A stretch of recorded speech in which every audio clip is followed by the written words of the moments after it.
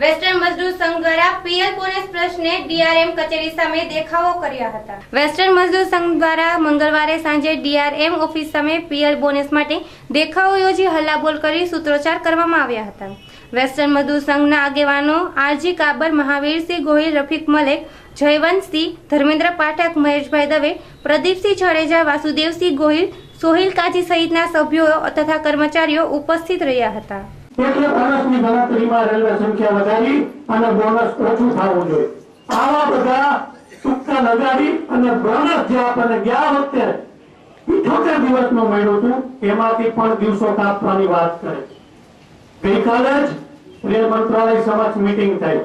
આખા દેશની અંદર તમે બધા જાણો છો, નેશનલ ફેડરેશન ઓફ ઇન્ડિયન રેલવેમેન અને વેસ્ટર્ન રેલવે મજદૂર સંઘના નેજા હેઠળ દરેક જગ્યાએ ધરણા પ્રદર્શન કરવામાં આવ્યા અને આના હિસાબે રેલ મંત્રાલયની કે ફાઇનાન્સ મિનિસ્ટરની આંખ ઉઘાડવાનું કામ કરવામાં આવે ત્યારે મજદૂર સંઘનો આપ સર્વે સાથ અને સહકાર આપશો કે વાતનો મને પૂરો વિશ્વાસ છે। આ સાથે હું મારી વાત અહીંયા સમાપ્ત કરું છું।